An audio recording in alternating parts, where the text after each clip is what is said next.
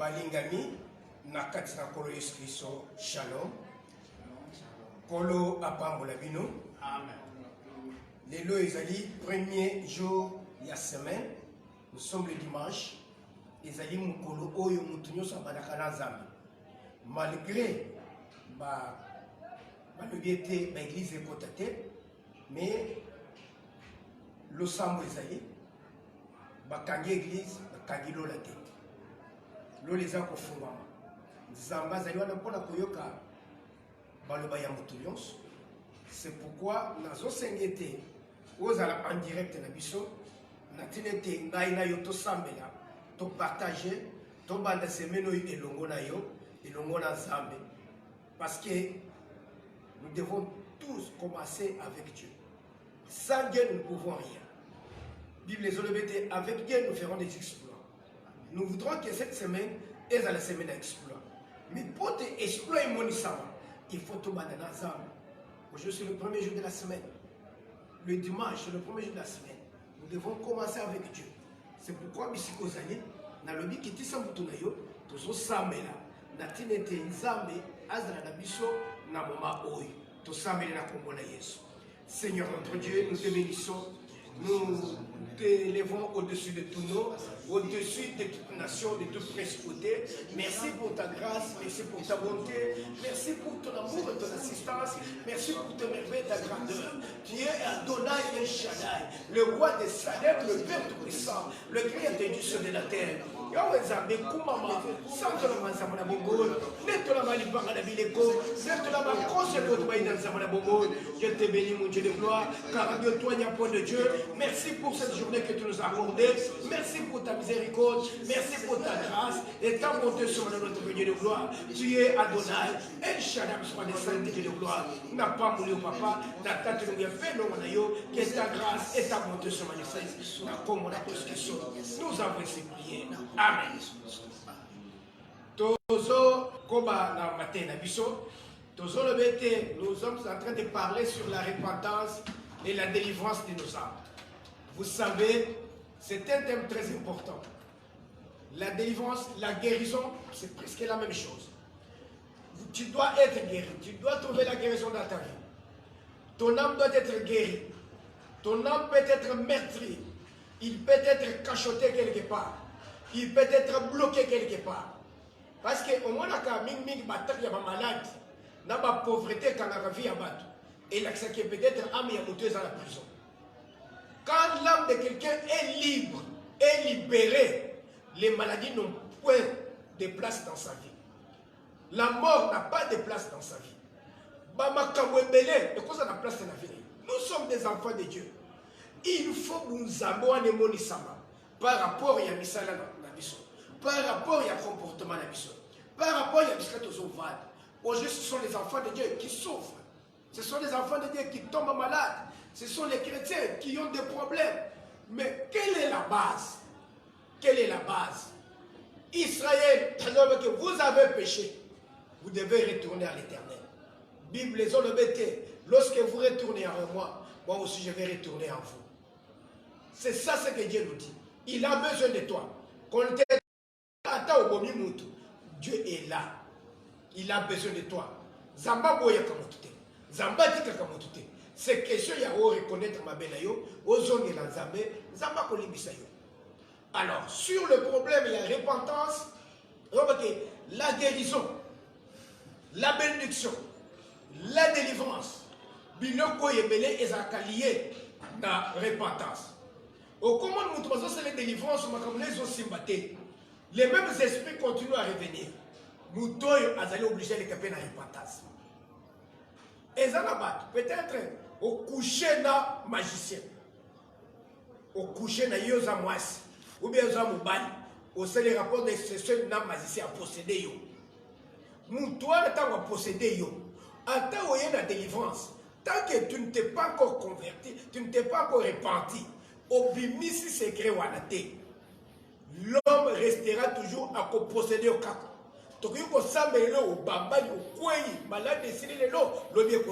Pourquoi parce que tu as caché une vérité. Le diable se retrouve dans la cachette. Quand tu caches la vérité, c'est que Satan a fait. Mais quand tu dévoiles les secrets du diable, directement, le diable reste sans force. C'est pourquoi, dans notre travail à délivrance et à guérison, nous sommes en train d'insister plus sur la repentance. Alors, nous sommes en train de Papa, vous pouvez lire, Papa Fabrice, Tangele Bisso, Genèse chapitre 3, à partir du verset 11. Je crois que c'est au Bandaki, tout ce qui est dans Kokita. Nous lisons au nom de Jésus-Christ. Amen. L'Éternel Dieu dit. Yahweh Zambé non. Ok. Yahweh Zambé alobi. Qui t'a appris que tu es né? Nani ayebisote ozali mutakana. Est-ce que tu as mangé de l'arbre dont je t'avais défendu de manger? Olia kimbuma. Ton zete oyo ngai na pekisaki te olia. Vous comprenez que tant aux ambazoya, azotuna, atali pisika tchaki Adam na Eve, amoni bagote. Paris, à cause du péché. Le péché, c'est la transgression de la loi. Vous avez transgressé la loi, c'est le péché. Alors, bakimi bakeko bata. Tango ba batemi, nzambazo yazo lukabanga.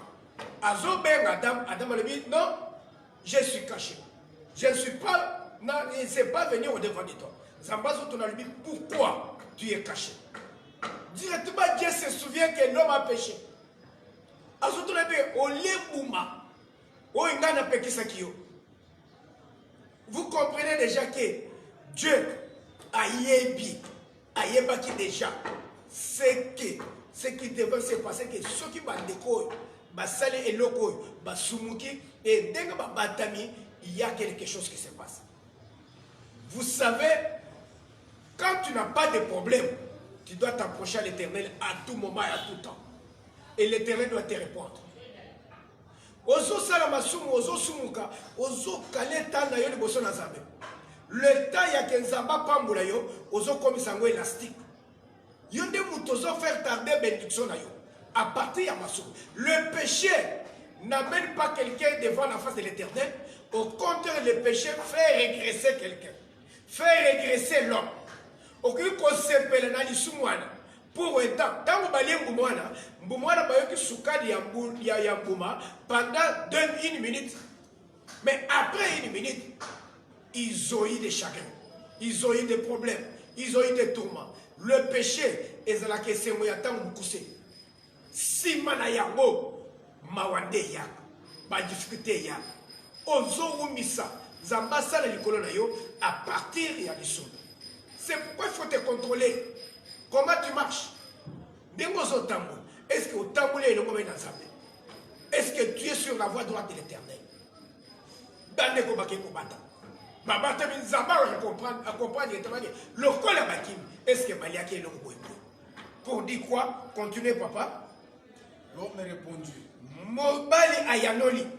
La femme que tu as mise auprès de moi m'a donné de l'arbre et j'en ai. Moi, si vous tcheki pembele na ngai, a pesinga nzete oyo de na liaki. L'Éternel Dieu dit à la femme. Mbalamoko Yahweh Nzambe abaluki atali mwasi. Pourquoi as-tu fait cela? Pole no sali bongo. La femme me répondit. Mwasi ayanoli. Le serpent m'a séduite et j'en ai mangé. Pe nyoka abengisi ngai na le yango. Amen. Amen. Vous savez, nous allons parler, nous allons plus nous attarder sur le péché qui vient sous l'envoûtement d'une autre personne. Le serpent, ayebaki déjà que à côté kala ko hériter royaume Nzambe, à côté kala ko vanda na kata jardin, à côté kala ko bénéficier na bien-être ya Nzambe. Mais atani mobali na mwasi amoni bazo solo na Nzambe.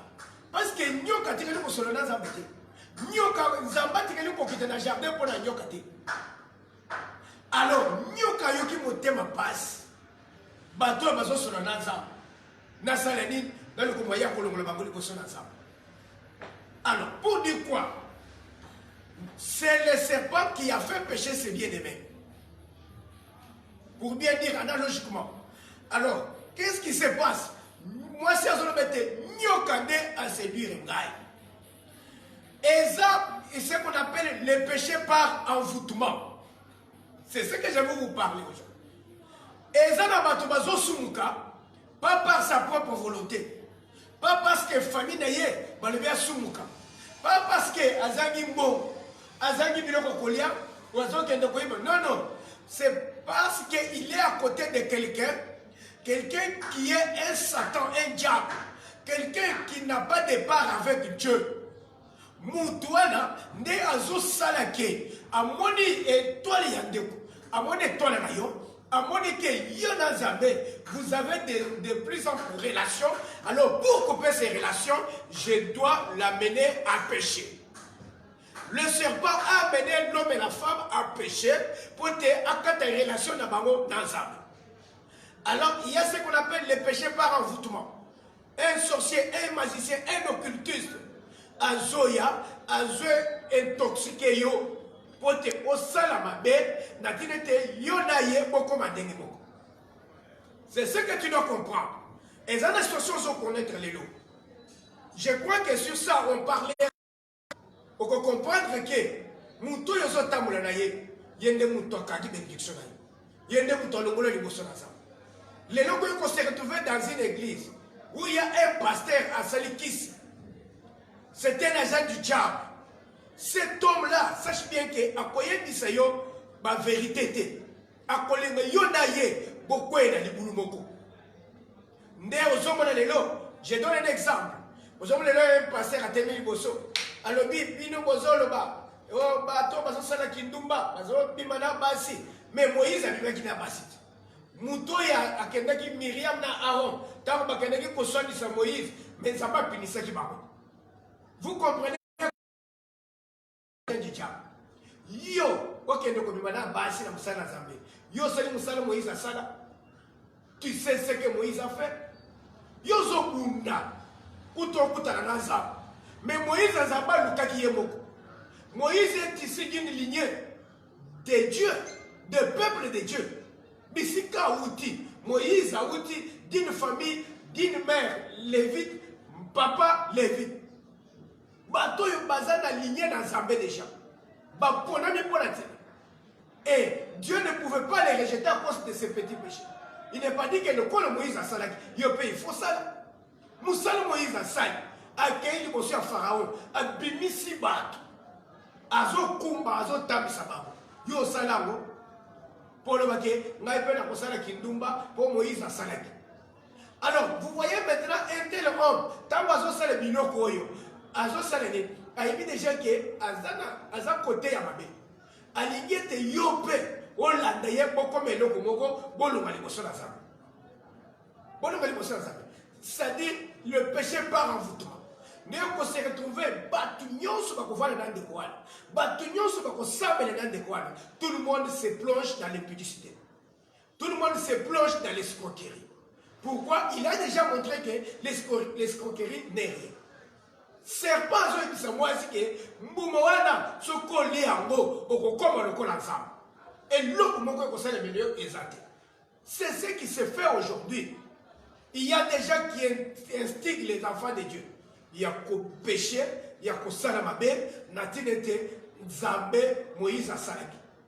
Or, dans le Nouveau Testament, Bible les olobadini. Les olobete, les adultères et les impudiques n'hériteront point le royaume des cieux. Les gens n'ont pas de bateau, c'est tout ce qui mingi, tout ce qui est bolimbisi, pour n'atteindre la maladie kangabiso, maladie pour kangayo. Pour yo, toi tu es censé connaître la loi. Ozomona, c'est lui qui connaît la loi. Pe azobu kamona ko, ayebete zamba kotika yete. Zamba kotika yete. Alors, il y a des gens qui sont déployés sur cette terre pour la copine qui se bat dans la salle. Alors, les serpents étaient venus pour Alongola. Adam na Eve na quatre jardin. Parce que, quand on a retrouvé Babou, à ça, ce qu'il fallait faire, voilà, l'homme est devenu comme l'un de nous. Tout ça, empêchez-le. Empêchons-le de toucher à l'arbre de vie. Admettez pas mon jardin d'Éden. Le plan, dans le jardin d'Éden, le plan de diable, c'est quoi? Il y a un Satan, un homme qui va faire à ce que Yopé Osumukaboko Kana.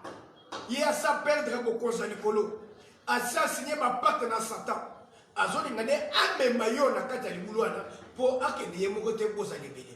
C'est ça le péché que tu as fait de connaître. Je voudrais aujourd'hui arrêter mon message sur ce point pour te dire que ce péché par envoûtement est un zambe au sambe n'est pas dans zambe. Zambe à l'ongolayo. Vous osez retrouver les lots. Vous commis la katia massam. Vous commis la katia kindumba. Vous commis la katia skokina moyibi. Vous commis la katia biloko moko. Où ils allaient adorer la parole de Dieu à cause d'une seule personne. Où ils ont payé sa importance. Où ils ont payé sa valeur. Mais or, Moutouana Azali, c'est un homme de Satan. C'est lui qui a signé avec le pacte avec le diable. Alors, il est appelé. Tu ne peux pas te ressaisir. Je te demande de te ressaisir. Zabo nazo sambe, nazo senga, a asala ke ou se ressaisir, ozonge la bozambe. Ozonge la likambo na zambe. On dit que Moutoy, on comprendre que Makadis Naye, ou Yachekati Nayo, c'est purement un envoûtement. C'est quelqu'un qui a pris possession de ton corps. Il a pris possession de ton corps. Il a pris possession de ta pensée. Tu peux te quelque part au monde le beaucoup ensemble. Si tu es avec cet homme-là, si tu restes dans ses pensées, il n'y a pas que vous avez dit aucun été. Bible, les hommes mettaient, sortez du milieu d'eux. Sortez du milieu d'eux. Il y a des gens, vous savez, un sorcier, un magicien qui se répand. Azole mettez, ezalabat, oyo moni, na mukiloi, parce qu'il y a pacte na Satan. Ce qui a kamati mbon, a kabeli mwana na zabé, au fele boy. C'est-à-dire, c'est pour leur monde, c'est un péché. Ce qui a sameli moutobi, c'est un péché. Alors, qu'est-ce qu'il faut? Il faut à ça la repentance parce qu'il a fait du bien. Il fait la repentance. Parce que la repentance devant les chiens, devant les animaux, devant les gens, avant à côté. Nous, on ne peut pas se repentir pour le bien. Mais nous, on peut se repentir pour le mal. Le diable a toujours tendance à faire le contraire. À faire le contraire. Tu as des âmes à côté de la vie, à détacher yo, na basinga nyos, ya banvoutouma ya leso, o yezo la de la vie. Je voudrais que pendant ce temps, aux ongi la zamba, makam na zamba bandeke ya bobomote. Tu avais la crainte de Dieu. Aujourd'hui, tu n'as plus la crainte de Dieu parce qu'il y a un serpent à tes côtés. Il y a un homme qui est en train de t'influencer de demeurer dans le mal. Qui te moupara na zamba qui te la boutoine. Votre zamba tombaye. Je voudrais que Bissiko Zan, on quitte ce moutoulou na se. Ozo sambe les pas na zambete. Zamba mission na prison à l'issou. Na prison ya envoûtement. Ya batu ya mokili. Bisika bakanga vina yo. Zamba na biso abimisa yo. To sambe na kombo na Yesu. Notre Dieu, le Père très simple, le Créateur du ciel et de la terre. Je viens auprès de toi implorer ta grâce. Je viens implorer ta bonté. Je viens implorer ton amour. Je viens implorer ton essence de l'éveil. Je viens implorer ta grandeur et ta miséricorde. Tu es le roi des Salem. Tu es le Père précède. Tu es le Créateur du ciel et de la terre. Je te bénis, mon Dieu de gloire. Nazali kokumisayo. Nazali kosamba. Ndiye kosambela. Kumisha na zambe. Singa zambe. Abemisayo. La puissance ya lisu. La pouvoir ya lisu. Natambola na batu papa na yeba tokeke bato na bato kosanga na Dieu.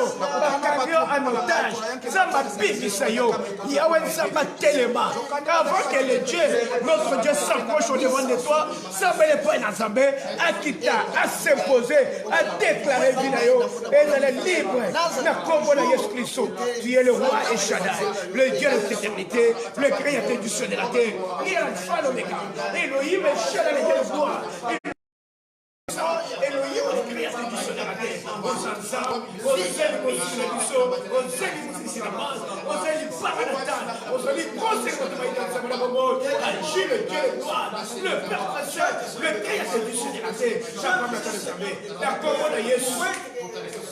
Amen. Ozo samba le paye na Zamba bimisa yo. Na maboko ya bato nyonso bazo manipuler yo. Il y a des gens qui sont en train de te manipuler. Et au coin de les sous, au coin de la mabe, bazoya kolona kati na yo, makanisi ya mabe, ote oyi na batoyo, baza la parole de Dieu. Oyi na batoyo, vous voyez le serpent est arrivé, il a effacé dans la tête de tout ce que Dieu avait mis.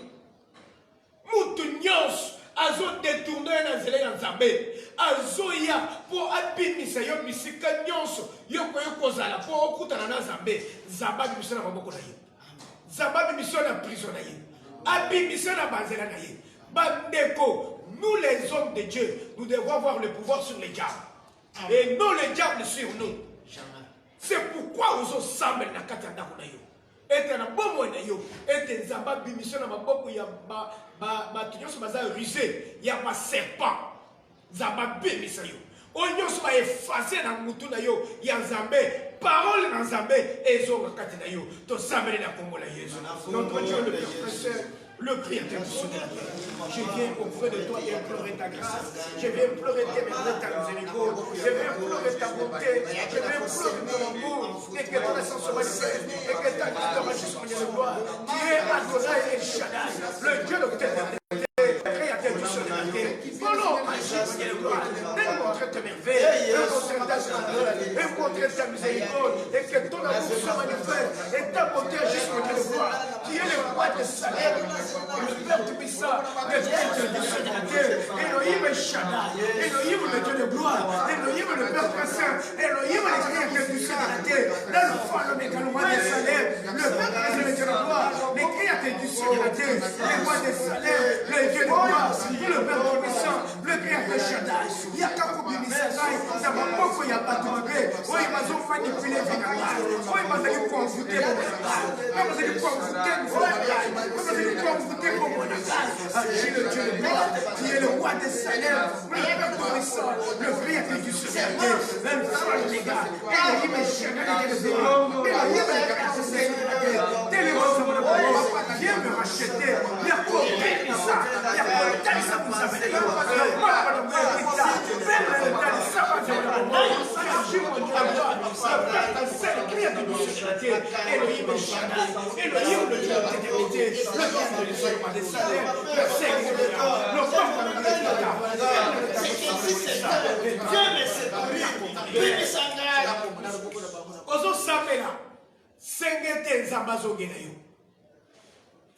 quand quelqu'un pêche, Zamba tekakaye. Zamba longwaka na vie na ye. Si sans Zambé, nasina zongeli yo. Naligete ozongela ngai. Je vous dis, à partir de ces enseignements, si tu te retrouves condamné, Lukangai, to solo là, au Singapour, Bolivie, c'est pas dans Zambé, to Sambé, to Sengelo Mawanazam.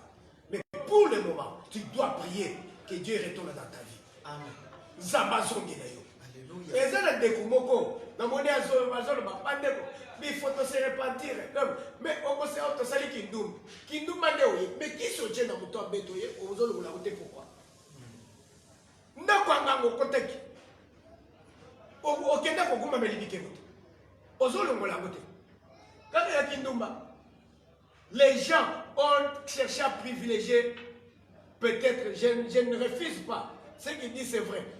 Mais ce qui est très important, Bike Kozanango, Olongoliango, Sambela Zambe, Zamba Peso Motem, Yakolongola Mabena Vinayo, Azonga Nantakunayo, Azongelayo, to Sambela Nakomola Yesu. Père très saint de Dieu de gloire, nous voici revenir au devant de toi. Tu as dit que si vous revenez à moi aussi je reviendrai à vous. Tu es des sages, aux ongles, la mission de foi, au talisman de sa météo, le peuple de ses tribunaux, même le talisman, au soin de mon sabbat,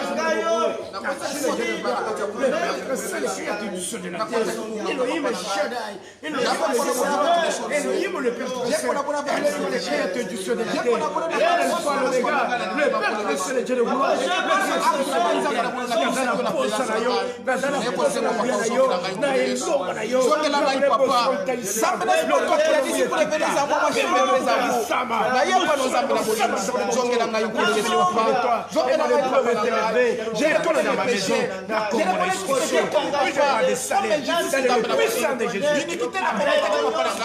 esala ke nzambe na bomo naselongi na présence na yo tozosambela ete nzambe azongisa yo na kati ya jardin na Eden. Bible ezoloba ete Jésus a dit que je suis venu pour que tout le monde retourne au commencement. Car il dit qu'au commencement, il n'en était pas ainsi. Au commencement, Dieu créa le ciel et la terre. Dieu créa Adam et Ève. Akamata tchemangona na Eden pour cultiver les jardins. Mais aujourd'hui, tu es où? Nous devons revenir. Satan a kosaki biso. Ba église ebele kosaki biso. Il faut tozongela nzambe. Il faut tozongela Eden na biso. Tozongela bilanga na biso. Ozo sambele pa na nzambe. Yebisa nzambe que cette semaine nzambe zongisanga na Eden na ngai. Zongisanga na bénédiction na ngai. Onyo se ki makingai à partir ya lisum nzambe zongisela ngai yawo. Libale ki makingai à partir ya lisum. Na perda ki santé na ngai à partir ya lisum. Malade kanga kingai. Ba problème ebele yele kingai. Lelo na zandenge na zaboy. Nzambe telema. Zongisela ngai bénédiction na ngai. Zongisa mariage na ngai. Libala na ngai ekufa pona lisumu tosala na lingete libala na ngai ezonga nazonga na mariage na ngai na sina moni mobile ba boyene na mwasi 10 ans après ba yekuzonga. Ça ne peut pas se faire aussi pour toi. Mais sina moni muto perdre mbongo mituka 10 ans après ayeko reprendre mbongo na ye ayeko reprendre mituka na ye. Sambela nzambe ya récupération azongisa yenyo sebunga to sambele na kombola Yesu. Notre Dieu le Père très saint na sengete nzambe ozongisa nyonso ebunga na vina biso ele mazaba na bongo mi moni sanza na boule mi tamane Dieu de gloire manifeste le Seigneur papa na ngale papa na ye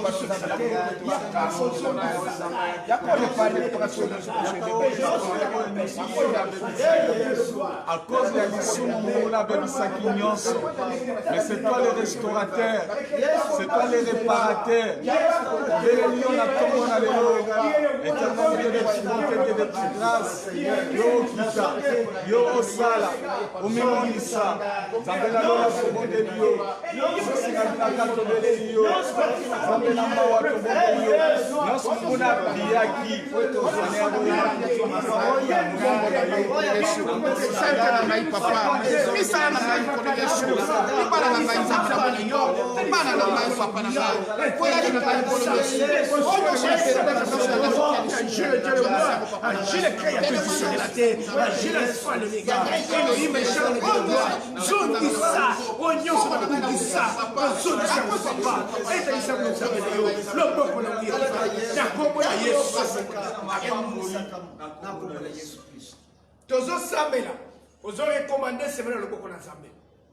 Et tes bénédictions na Zambé et l'andayo semaine mobile. Amen. Nous devons recommencer cette semaine à l'éveil du Seigneur. Bible les hommes mettent, j'ordonnerai à la bénédiction de te suivre. Amen. Et il faut les pas dans Zambé la bénédiction semaine mobile. Maladie l'andayote. Coronavirus et l'andayote. Nous les hommes de Dieu, je vais vous dire ceci. L'Europe doit comprendre que l'Afrique va s'en Zambé. Amen. L'Europe doit comprendre que la RDC est au Sambelaka. Oui. Parce qu'il doit comprendre que oui, ça ne met pas dans le bango et que ça ne va pas. Amen. Ça ne va pas. Zambé n'a besoin de bloquer yango. Péa ça bloquer yango. Vous allez comprendre. Ngaina yo tokokuta na bonne santé. Amen. Na kotuna yo. Tokotuna na biso mibali. Je voudrais que dans le moment où au Sambela, maladie la nayote semeno, virus la nayote semeno, liwe la nayote, vacciné la nayote, mais cette semaine, bénédiction dans Zambé la nayo. Amen. Moussale la nayo. Amen. Mbongwe la nayo. Amen. Mariage la nayo. Maternité la nayo. Amen. Je voudrais que dans un Sambé, pendant ces moments de confinement, où il y a ce qui faut botter Abimana Zéni. Amen. C'est ça ma prière. Ton sabre na kombo na Yesu. Wa de salut de Dieu de gloire. Le créateur du ciel et de la terre. Elohim le Dieu de cette cité. Elohim le créateur de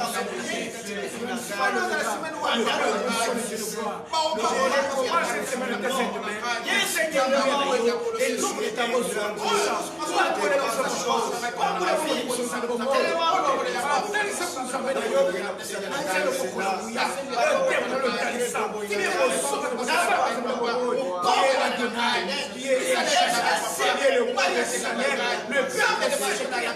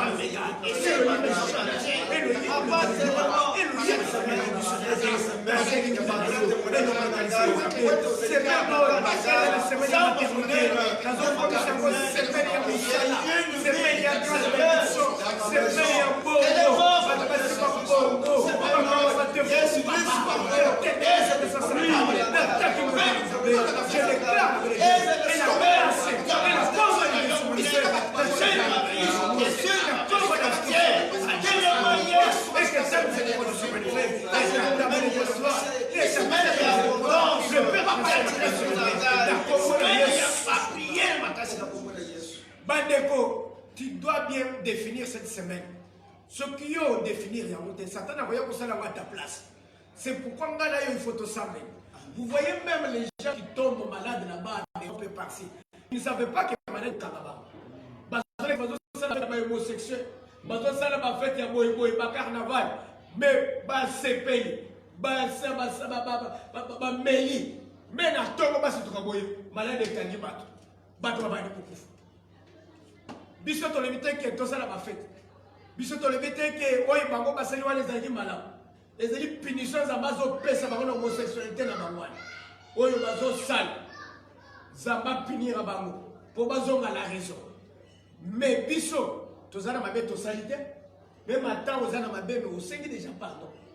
Il faut définir cette semaine. Et tes semaines oyo Zambe na biso apambola.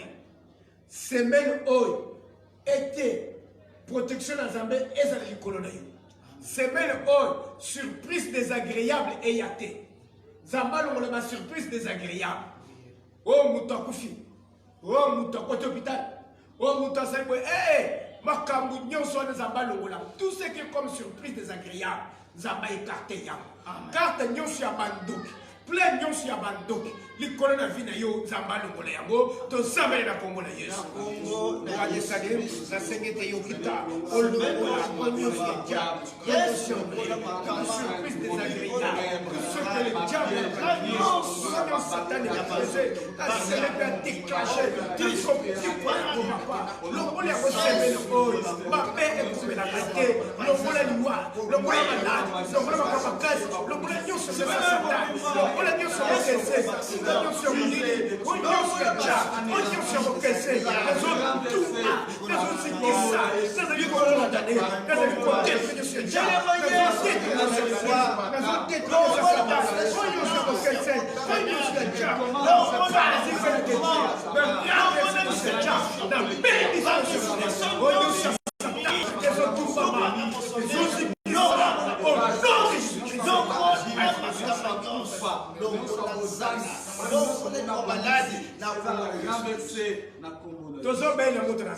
Zambaye, Alemina, Adam et Ève. Qui vous a séduit? Ève a levé que Nyoka. Zamba tele Nyoka, la Kélémade. Vous savez, c'est lui qui vient pour te détruire. Il doit être maudit au nom de Jésus-Christ. Amen. Zamba le kela ki Nyoka mali. Oya zana vie ya Satan na mzoto na ye. Na vie na ye. Oya zoya pona ko pengisa. Pona ko longola liboso na Zambe. Mupanga na Zambe ki tela ye. Amen. Mutu nyonso za pembe na yo. Azana mayeni mabe, azana makanisi mabe. Mutu na Zambe tumba ye, mupanga na Zambe kata ye. To Zambe na Kongo le Yesu. Puisa de Christ. Tazo pembe nyonso. Mutu nyonso. Azo ya kwa kosemete na Zambe. Nyonso azo pembe. Azo puisa kwa na gai. Mutu na Zambe nyonso. Mupanga na Zambe kata ye. Mupanga na Zambe ye. Mupanga na Zambe détruit. Et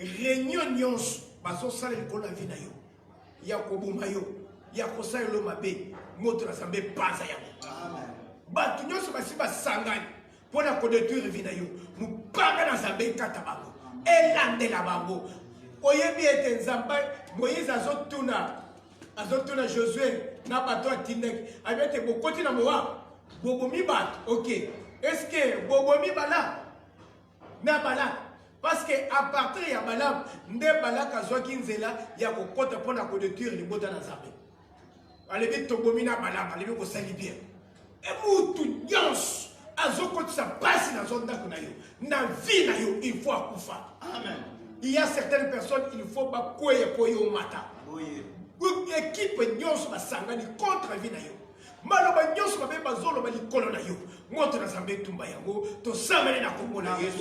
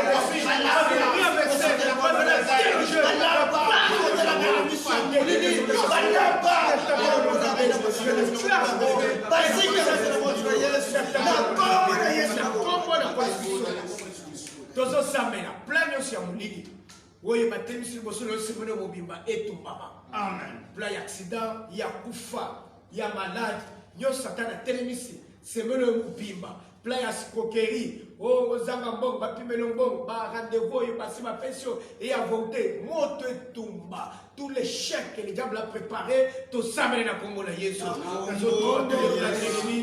plan nyonso ya modetene plan nyonso ya satan plan nyonso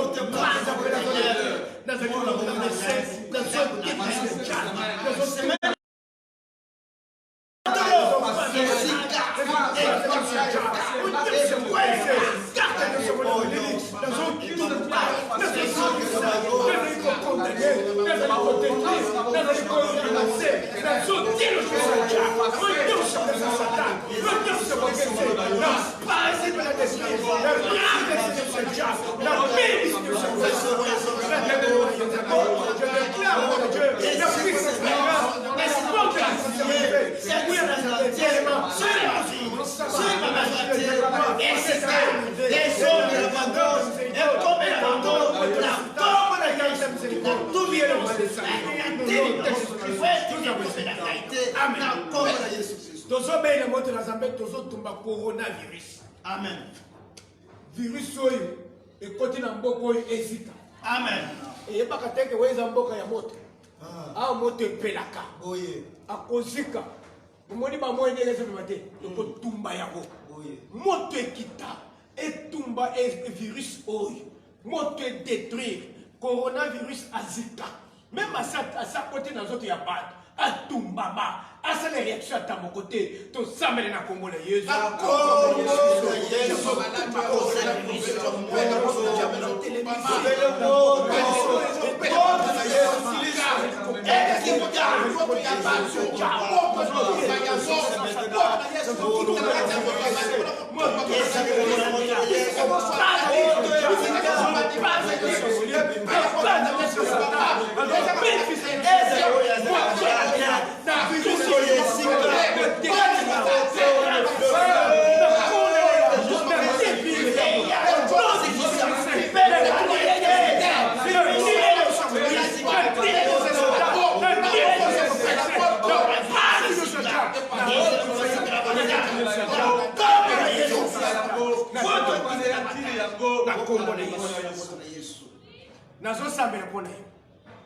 Je voudrais que cette semaine que tu commences avec la bénédiction de l'Éternel. Amen.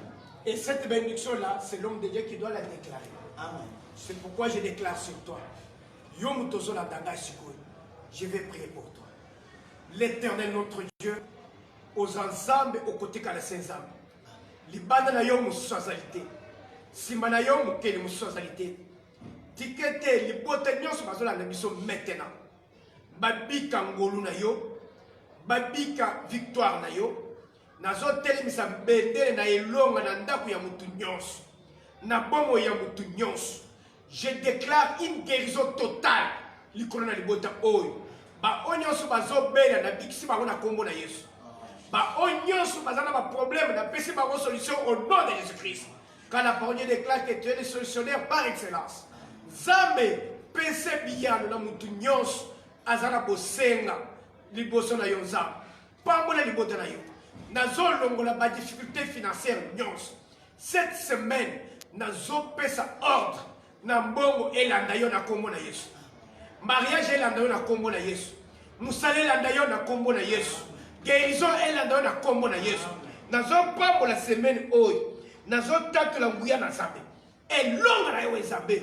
Eza likolo na vie na yo. Eza likolo ya bana na yo. Likolo ya libota na yo mobimba. Na plan yo Satana sa bongisaki. Pote mitambo ya na ye okweya. Na nile au nom de Jésus-Christ.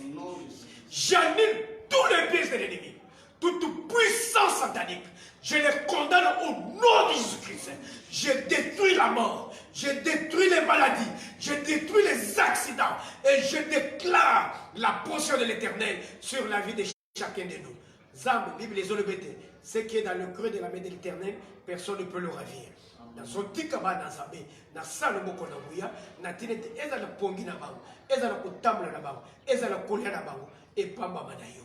Na kombo na koloskiso, na souhaité bangonyos, bon début de la semaine, dans le nom puissant de Christ, to sambe le bongo. Amen. Amen. Kolo Apamolabino, vous étiez en direct avec votre équipe d'intercession. Il y a Bassay Nazambe, vous avez pasteur Jean-Pierre Kalala, vous avez papa Isaac Mutombo, vous avez papa Fabrice Kangou, na Ngaimoko, pasteur Martin Kalunde. Je crois que lobby en direct solo là par rapport il y a matin Nabiso. Je vous dis que nous allons aller vers la guérison et la délivrance. Mais je vais préparer le peuple de Dieu à être en ordre avec Dieu. Quand vous allez en ordre avec Dieu, ma camion se zoluka kokomona yango. Même à to semble à distance kokobika. Vous avez un problème aux États-Unis, aux Awak Benga, to kosambeli yo. Nous avons notre numéro Nabiso Isaïe 243 9 98 11 61 85 243 9 98 11 61 85 numéro Mokomokwana 248 9 9 8 1 1 6 1 8 5 numéro Mokomokwana ezalipe Airtelman ezana bande beaucoup balaki ete tant to sambelaka to simba ko frane na biso alors moya ko salisa te soki omoni ko bomba ngote po ya ko pesa ngo mukolo to kokutana ko tchana Airtelman numéro ezana Airtelman na kombo ya Martin Kalunde. Je crois que ekokomela ecclesia Kolo Apamolabino na semaine oyo na souhaité bino toutes les bonnes choses na kombo na koloski